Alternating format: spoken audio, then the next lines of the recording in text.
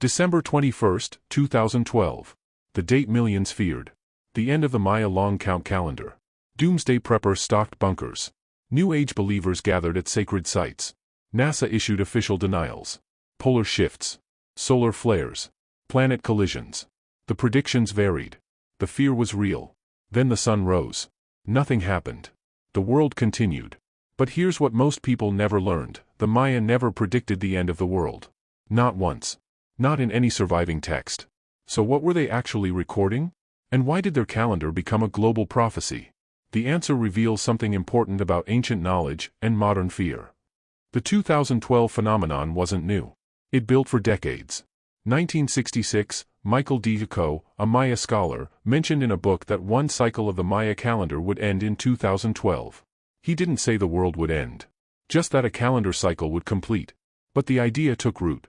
1987, Jose Argels published The Mayan Factor. He claimed 2012 would bring a spiritual transformation. Harmonic convergence. The New Age movement embraced it. 2006, the book, 2012, The Return of Quetzalcoatl, became a bestseller. 2009, the disaster film, 2012, grossed $770 million. Tidal waves. Earthquakes. Continental collapse. Hollywood's vision of the end. By 2012, NASA was fielding thousands of questions. Schoolchildren were writing terrified letters.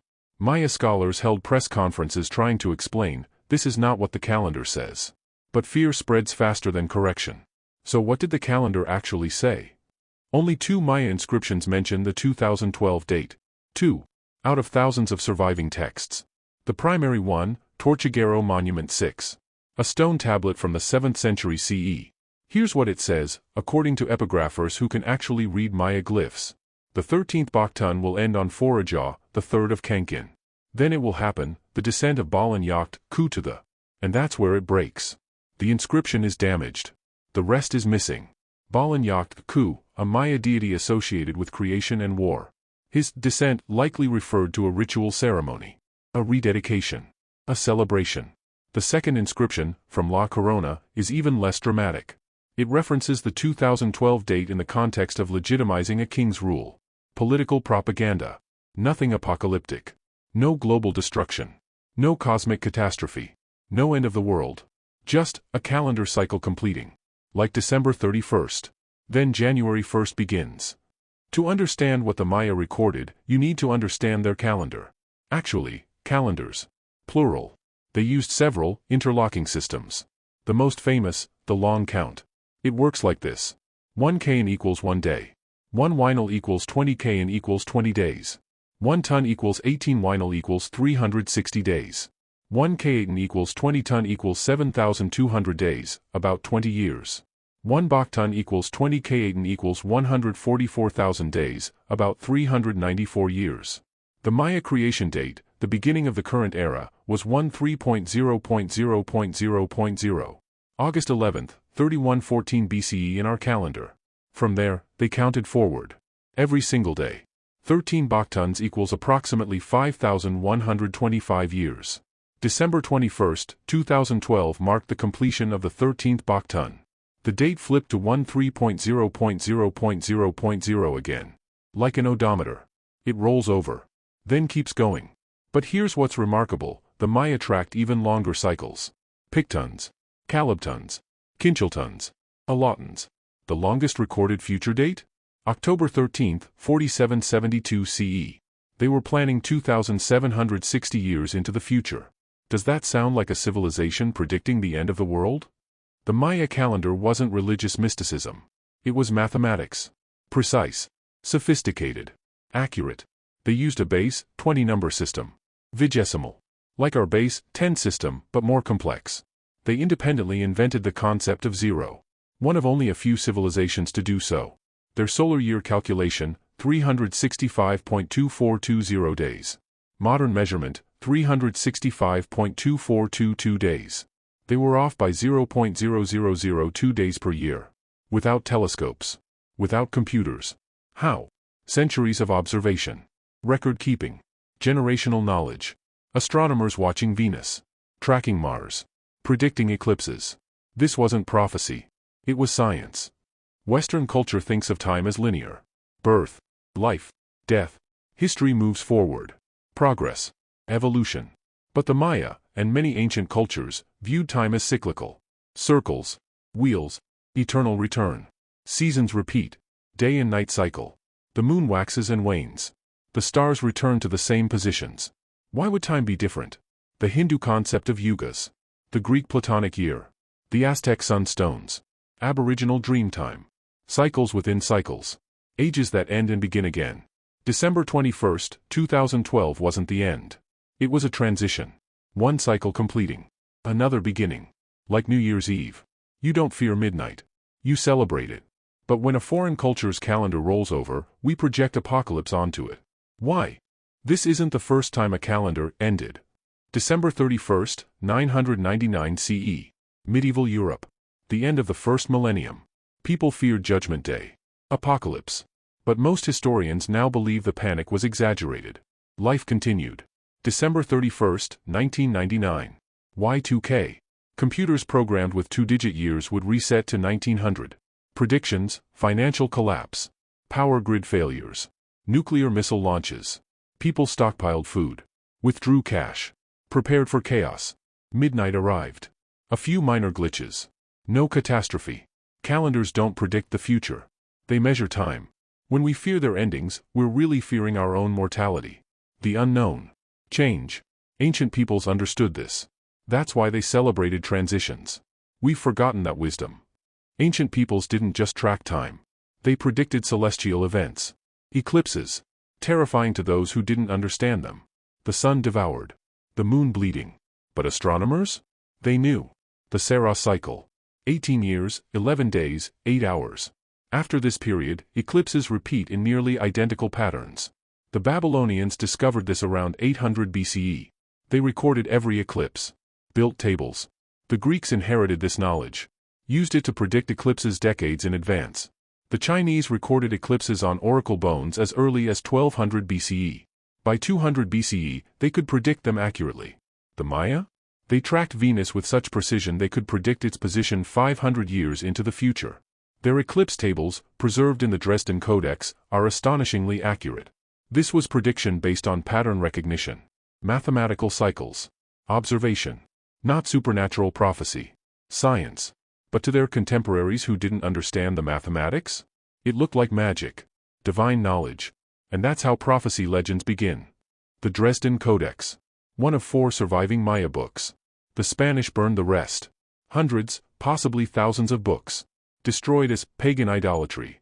Bishop Diego de Landa, 1562, we found a large number of books, and, as they contained nothing in which were not to be seen as superstition and lies of the devil, we burned them all. What knowledge was lost? We'll never know. The Dresden Codex survived only because it was sent to Europe as a curiosity. It ended up in Dresden, Germany. Its pages contain eclipse tables spanning 11,960 days to 33 years of predictions, Venus cycle calculations, Mars observations, ritual calendars, agricultural timing guides. 74 pages of astronomical data.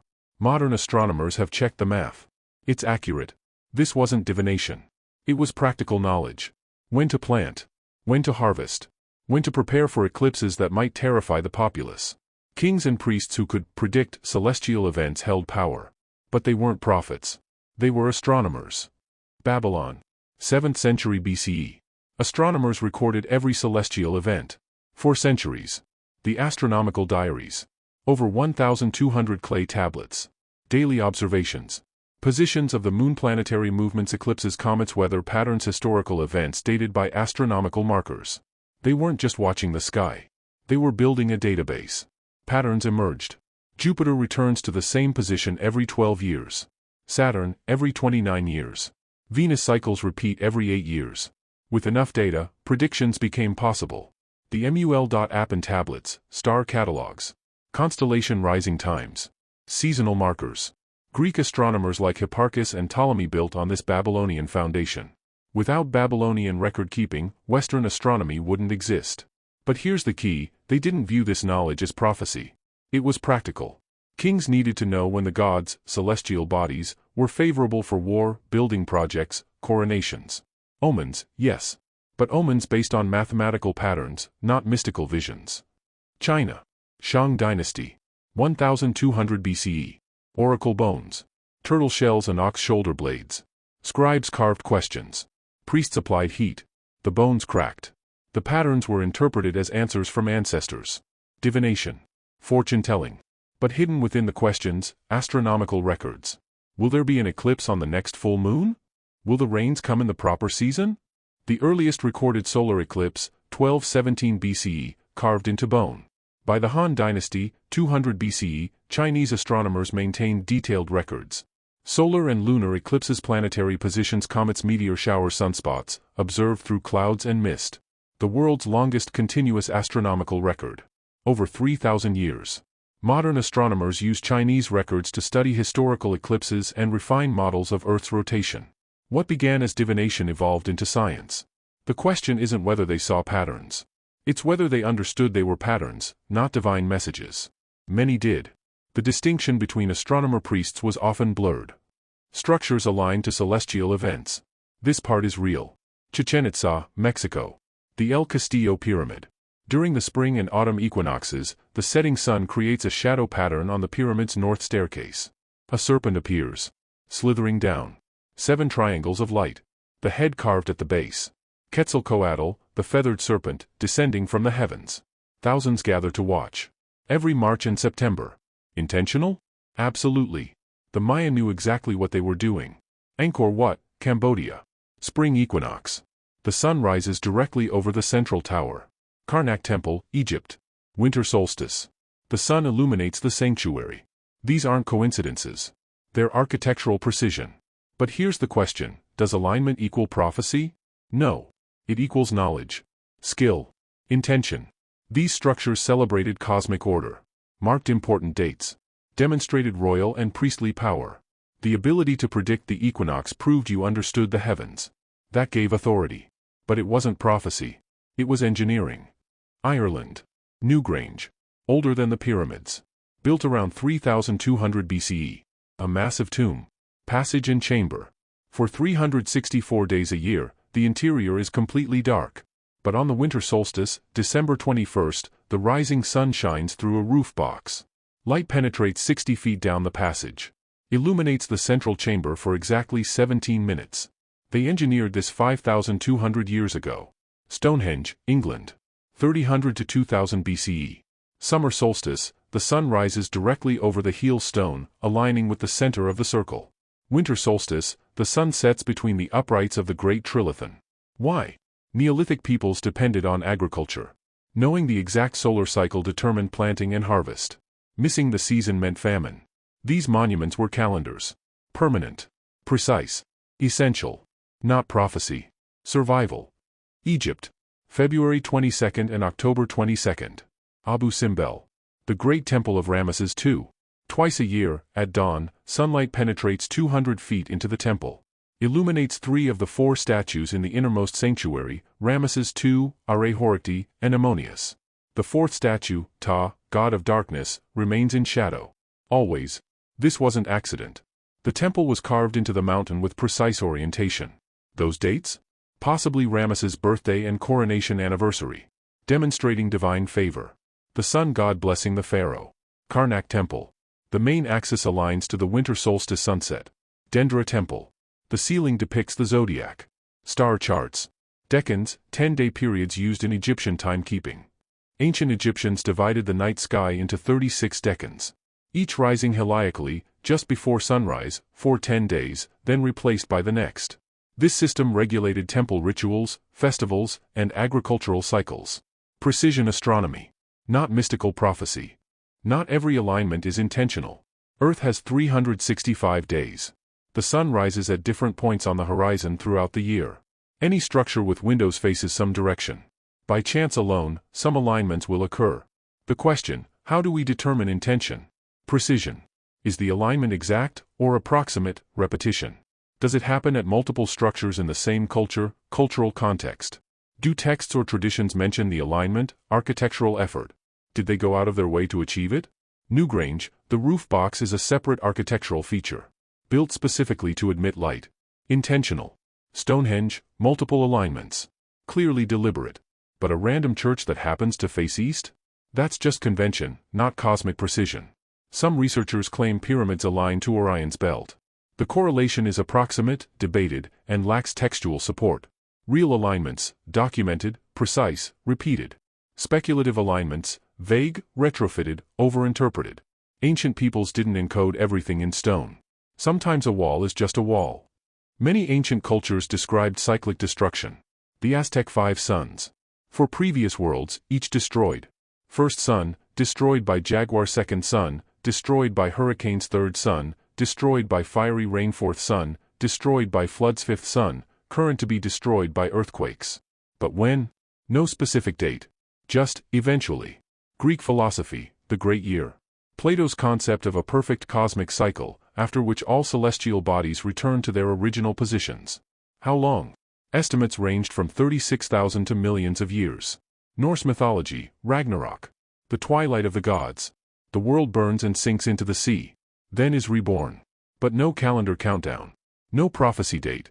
These are cosmological frameworks. Explanations for change. Ways of understanding that civilizations rise and fall. They're not predictions. They're acknowledgments. Nothing lasts forever. 5 suns, 5 worlds, not prophecy, but wisdom about impermanence. That's not prophecy. That's wisdom. Hindu cosmology. The Yugas. 4 ages in an eternal cycle. Satya Yuga, Golden Age 1,728,000 years. Perfect Virtue, Treta Yuga, Silver Age 1,296,000 years. Virtue declines by 25%. Dvapara Yuga, Bronze Age 864,000 years. Virtue declines by 50%. Kali Yuga, Iron Age 432,000 years. Virtue nearly lost. We're currently in Kali Yuga. Started around 3102 BCE, after Krishna's death, according to tradition. When does it end? Around 428,000 years from now. Then the cycle repeats. Forever. 1,000 cycles equals 1 day of Brahma, the creator. 1 night of Brahma equals another 1,000 cycles. Brahma's full lifespan, 311 trillion years. Then the universe dissolves and reforms. This isn't prophecy. It's cosmic philosophy. Metaphysics. Nobody's building bunkers for the end of Kali Yuga in 428,000 years. The scale is so vast it becomes symbolic. A meditation on time, impermanence, and renewal. Not a countdown. A cosmological framework. The Book of Revelation. Daniel. Ezekiel. Prophetic texts. For 2,000 years, Christians have predicted the end of the world. And been wrong. Every time. 365 CE, Hilary of Poitiers. Expected the Antichrist. 500 CE, multiple predictions around the half-millennium mark. 1000 CE, millennium panic. 1666, the number of the beast. Apocalypse predicted. 1844, the great disappointment. Thousands gathered. Jesus didn't return. 1914, 1918, 1925, 1975, 1994, 2011, Jehovah's Witnesses predicted dates. All wrong. Every generation interprets ancient prophecies as referring to their time. Why? Vague language. Symbolic imagery. Soon. In the last days. This generation. When? Any generation can claim it applies to them. Matthew 24 verse 36, but about that day or hour no one knows, not even the angels in heaven, nor the Son, but only the Father. The text itself says, you can't predict it. Yet the predictions never stop. Because prophecy isn't about the ancient text. It's about the modern interpreter projecting their fears onto it. Arizona. Hopi territory. A petroglyph known as Prophecy Rock. Carved into stone, a figure choosing between 2 paths. 1 path straight. 1 path jagged and broken. Hopi tradition interprets this as a prophecy. 2 possible futures for humanity. 1 path, living in balance with nature. Continuation. The other path, greed, war, destruction. Ending. Beautiful wisdom. But is it prophecy? The petroglyph is old. Possibly pre-contact, possibly post-contact. The interpretation? Modern. Developed in the 20th century, particularly during the 1960s, 70s amid nuclear fears and environmental movements. Hopi elder Thomas Banyasaya presented these teachings to the world. Warned of environmental disaster if humanity didn't change course. He was right to warn. Climate change is real. Environmental destruction is accelerating. But did the ancient carving predict specifics? No. It expressed universal wisdom. Choices have consequences. Respect nature or suffer. That's not supernatural prophecy. It's common sense. And it's valid whether the rock is 500 or 5,000 years old. Modern prophecy interpretation follows a pattern. Find an ancient text or carving, strip away cultural context, apply modern concerns, declare it predicted current events. The Maya calendar didn't mention pole shifts, Planet X, or solar flares. Modern doomsdayers added those. Nostradamus didn't predict 9/11, COVID-19, or nuclear war. His quatrains are deliberately vague. Any event can be retrofitted to match them after the fact. The Bible Code. Researchers claimed hidden messages in the Torah, revealed by skipping letters at specific intervals. They found predictions of assassinations, wars, disasters. But skeptics showed you can find similar codes in any long text. Moby Dick. War and Peace. Even modern novels. It's called the Texas sharpshooter fallacy. Fire bullets at a barn. Then paint targets around the bullet holes. It looks like you're a perfect shot. Ancient texts are huge. With enough searching, you'll find patterns. Doesn't mean they were intentionally encoded. The prophecy isn't in the wall. It's in the interpreter's mind. Why do we want ancient prophecies? Psychology offers answers. Control. If the future is predictable, it's manageable. Prophecy gives the illusion of control in an uncertain world. Meaning. Random events are terrifying. Prophecy suggests a plan. Purpose. That we're part of a cosmic narrative. Validation. Believing you know what others don't, that ancient wisdom reveals hidden truth, feels significant. Fear management. Anxiety about the future gets channeled into specific predictions. It's easier to fear a particular date than vague, ongoing dread. Mortality. If the world ends, you're not alone in dying. Everyone goes together. That's somehow less frightening than personal death. Ancient peoples had the same anxieties. They managed them through ritual, calendar ceremonies, and cosmological frameworks. We lost those frameworks. So we project our anxieties onto their calendars. The Maya didn't fear 2012. We did. That's not about them. It's about us. The human brain is a pattern recognition machine. We see faces in clouds. Hear voices in static. Find meaning in randomness. It's called apophenia. Perceiving patterns where none exist. Evolutionary advantage, better to mistake a shadow for a predator than mistake a predator for a shadow. Our ancestors who saw threats everywhere? They survived. Passed on those genes. But that same mechanism leads us astray.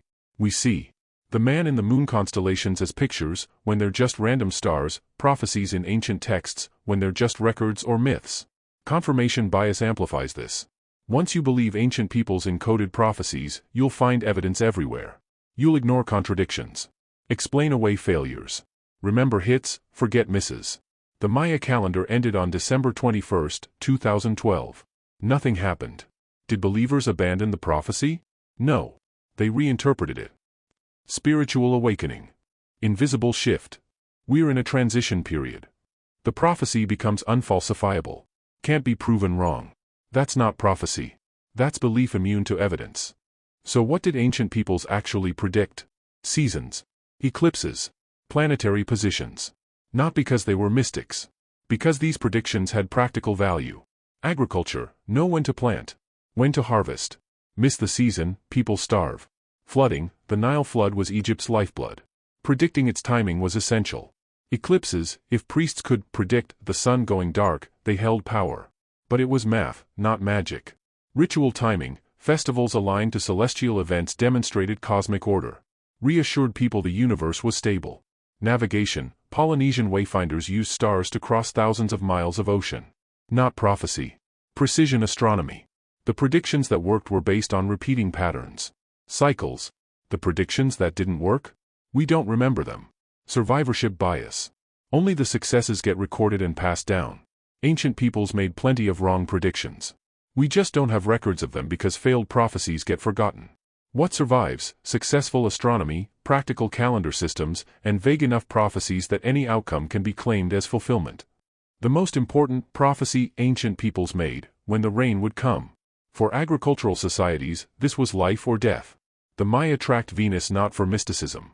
Venus cycles correlated with seasonal rain patterns in the Yucatan. Stonehenge marked the summer solstice. The longest day. The turning point after which days grow shorter. Time to prepare for harvest. Newgrange marked the winter solstice. The shortest day. From here, light returns. Spring will come again. These weren't cosmic prophecies. They were survival tools. Know the cycle. Predict the season. Feed your people. Many cultures held ceremonies at these markers. Planting rituals. Harvest festivals. Not because the ritual caused the season. Because the season was predictable and ritual reinforced social cohesion. Together, we survive.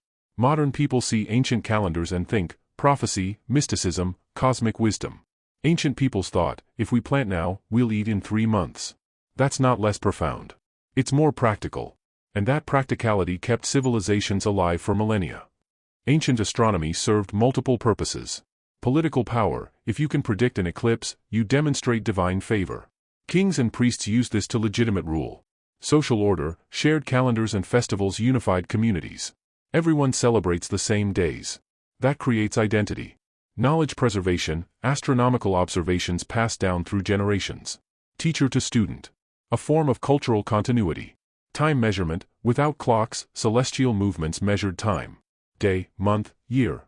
Essential for coordination. Navigation. Stars guided travelers and traders. Crucial for commerce and exploration. Religious framework. Celestial order reflected divine order. As above, so below. Cosmology gave meaning.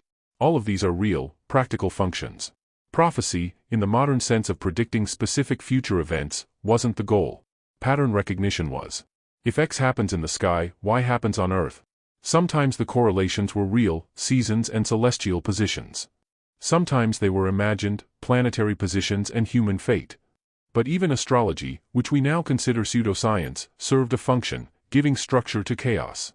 Helping people make decisions in uncertain times. We can acknowledge the function without validating the belief. Some modern prophecies attributed to ancient peoples are actually valid warnings. Environmental collapse. Resource depletion. Societal breakdown. The Hopi warned, live in balance or face consequences. The Maya experienced it firsthand. Classic Maya civilization collapsed around 900 CE. Why?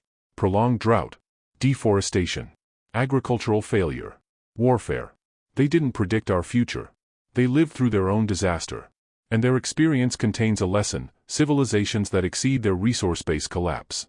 That's not prophecy. It's history. But it's applicable to us. Climate change. Biodiversity loss. Soil degradation. Ocean acidification. We're seeing the warnings. From science. From our own environmental data. Projecting these concerns onto ancient prophecies doesn't help. It distracts. The Maya calendar didn't predict 2012. But Maya history shows what happens when a civilization ignores ecological limits. That's the real warning. Not in mystical prophecy, but in observable patterns. Ancient wisdom isn't hidden in codes. It's visible in their successes and failures. Learn from both. So what do the prophecy walls actually say? They say, we watch the sky. We track the patterns. We built systems to predict the cycles that governed our lives. They say, time is vast. Change is constant. Civilizations rise and fall. And life continues. They say, we understood enough to know we didn't understand everything. So we created frameworks, calendars, cosmologies, myths, to make sense of what we could observe. The Maya didn't predict the end. They planned thousands of years ahead. The Babylonians didn't receive divine omens. They recorded data for centuries and found patterns. The Egyptians didn't have supernatural knowledge. They had patience, precision, and generational continuity. The real message carved into these walls. Humanity has always looked up at the stars. Wondered. Tried to understand. We're still doing it. With better tools, yes. But the same curiosity. The prophecies we seek aren't out there, in ancient stones. They're in here. In our need to find meaning, order, and hope. Ancient peoples gave us calendars, not countdowns. Astronomy, not astrology. Observation, not oracle. The walls don't predict our future. They record their past. And if we listen carefully, not to what we want them to say, but to what they actually carved, we'll hear something profound. Pay attention. Track the patterns. Respect the cycles. Learn from the past. And keep watching the sky. Not for prophecies. For understanding. This Underlight Histories, where overlooked is illuminated. Thank you for watching. See you next time.